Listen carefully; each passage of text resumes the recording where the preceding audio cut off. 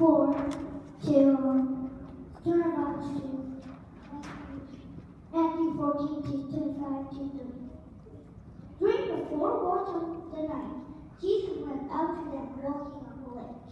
When the disciples saw him walking on the lake, they were terrified. It's a ghost, they said, and cried out in fear. But Jesus loudly said to them, "Take courage, it is I, don't be afraid." "Lord, if it's you," Peter replied, "tell me to come to you on the water." "Come," he said.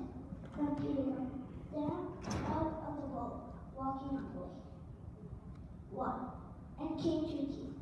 But when he saw the wind and water, he was afraid and began to sink.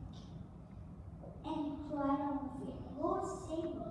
And finally Jesus reached out his hand and caught him. "You of little faith," he said, "why did you do?" And when they climbed into the boat, the wind died. Those who were in the boat were saying, "Truly, you are the Son of God." Praise the Lord. Peter was one of Jesus' disciples. Jesus loved Peter so much, he even syndicated him 3 times. And Peter was a rough man, and he was a rough man, so Jesus called him rough, like a nickname, like I call my brother Daddy, Fatty. Just like that, Jesus called Peter rock because he was a rough man, and he was a fisherman. And Jesus was one of Jesus' disciples. And Jesus brought him wherever he goes, even when he goes to preaching or healing or prayer. He always brings him. Now, before all these things happened, Jesus was friend in a crowd of 5,000 people. And he fed them. And he told his disciples to go in the boat to another side. When the disciples saw him, they were scared. They said it was a ghost and a ghost. And Peter replied, I don't know if this is the word risky, but he wanted to do something risky, so he said, "If you are truly Jesus, tell me to come on the water." We cannot do anything without Jesus' permission. We cannot. If he says no, we can. If he says yes, we have to. So Jesus said yes.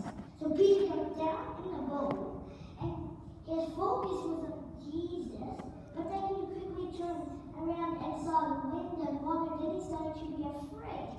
Then he started to sink, and he cried out in fear, "Lord, save me." And then Jesus caught him and said, "You with little faith, why did you do that?" You might saw in videos or movies or TV or maybe saw it. One man walked on Niagara Falls on a rope. His focus wasn't on the water or the wind or the storm or the rain. Then his focus was on the destination, place he should go. If he did, he would fall, just like Peter. His focus was on Jesus, but then he focused on the water, so he started to sink. So just like that, one man walked on Niagara Falls. His focus wasn't on the water or stuff like that. His focus was on that destination. Praise the Lord. Hallelujah. We have all these worries in our life. All these stuff in our life. We don't have money or a home or support. We have all these worries, but we still worry about that. We still focus on Jesus. Praise the Lord. Like Abraham and Lot. Everyone's focusing on only Jesus. But Lot was focusing on the money, the houses, the world around, the animals, your house. So we're focusing on that. But everyone was focusing on Jesus. Just like Moses. Moses was focusing on Jesus so he could bring all of the people to the promised land. But he wasn't focusing on the stuff he can happen to him, like the knives, or stuff like that can happen to him. But his focus wasn't on the knives. His focus was on Jesus so he can bring those people to the promised land. I'd like to read you a little verse.